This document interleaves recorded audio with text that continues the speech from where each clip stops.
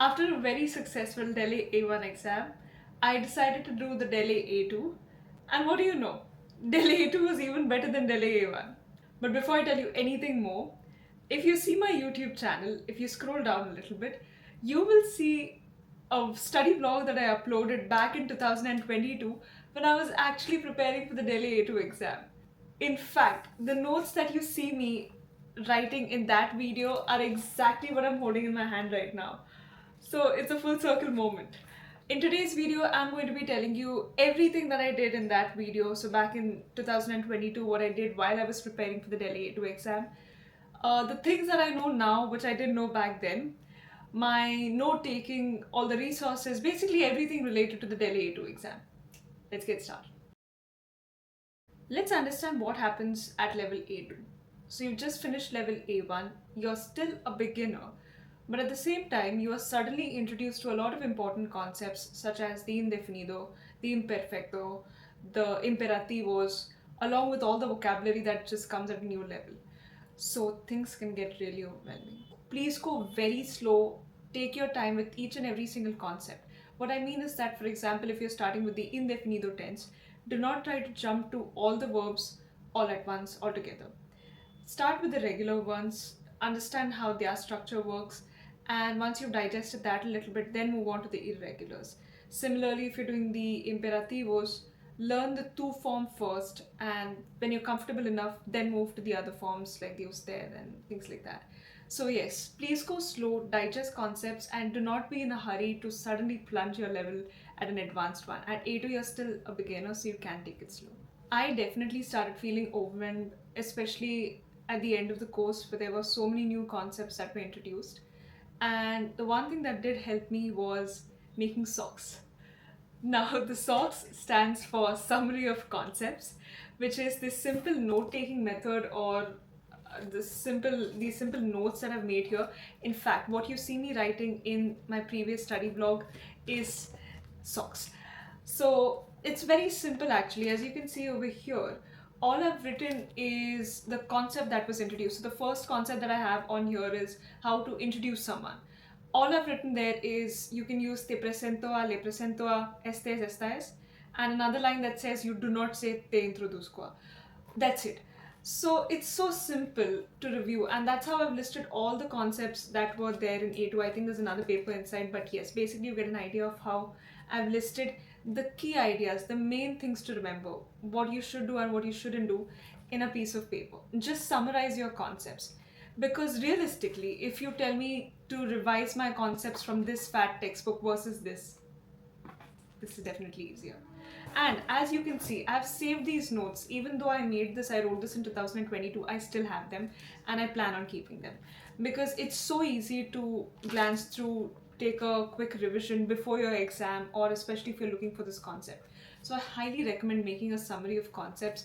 Even though you may have a separate notebook where you have all your detailed notes, I do recommend that you invest some time in just making a very quick summary of concepts, SoCs, because this is such a valuable resource even in the long run.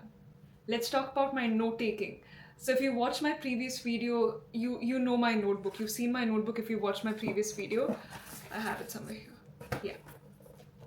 My beloved notebook, my beloved vocabulary notebook. This has all of my vocab lists and also my verbs. Let me open up something like this. So in my previous video, I've gone more in detail about how I made my vocab lists and also learned them.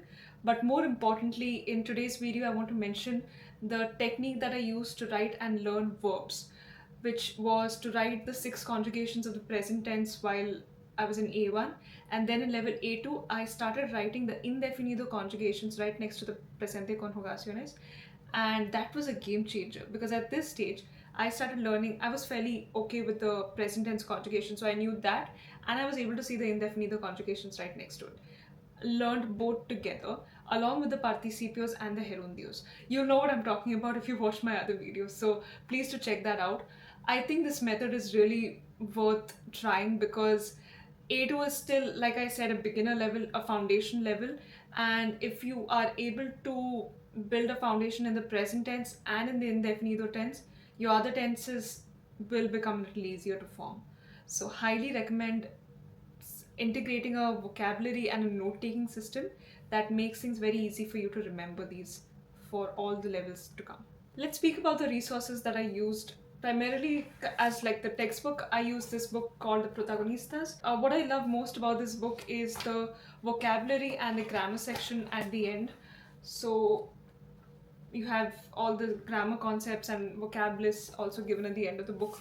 While I'm not sure if this is the best option as a completely self-study kind of a book, you might need help with some concepts. It's still put together very well, so you can check it out. This is the one that I used.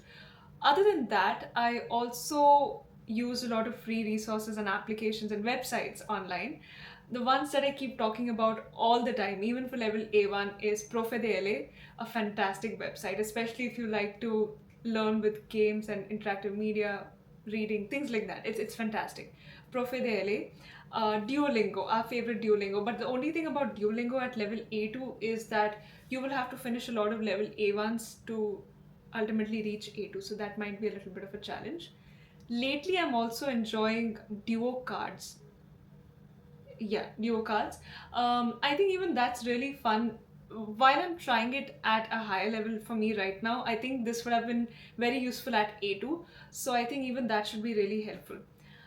Apart from this, one very important resource that we cannot ignore is the website of Cervantes, which gives us the sample papers and also the guide to the exam.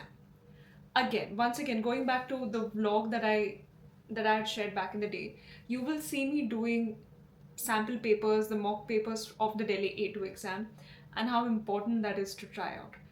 I even timed myself when I was doing that, so I had a very good idea of how much time I had to allot to each question. Please try to do this before your exam. The papers are very easily available for any level that you're appearing for, so you can check the A2 paper out. But more importantly, I would say, is also check out the guide to the exam.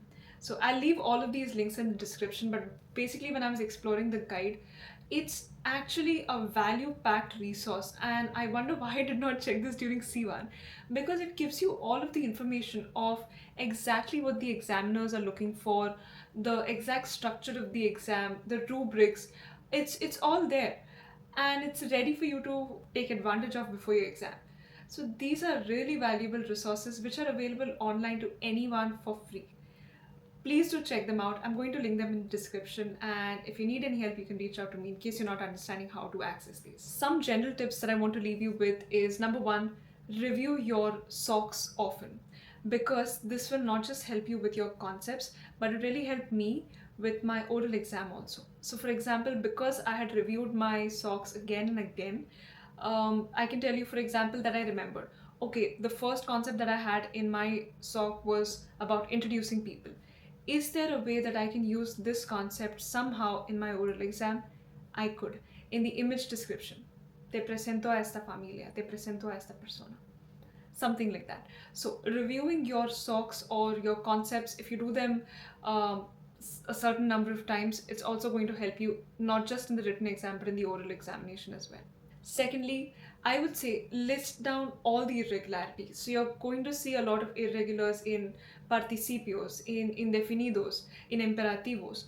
Write it down, list them down on separate pieces of papers, and just keep them away from the pile, because at least to me, it became very easy to learn and memorize when I had my irregulars just organized in another pile and not mixed up with the already thousands and thousands of verbs that are there in the book. So list and write things down separately, make lists, keep things organized. It's really going to help. If you found this video helpful, I sincerely recommend you watch the note-taking video. I think it's really going to be valuable for you at level A2.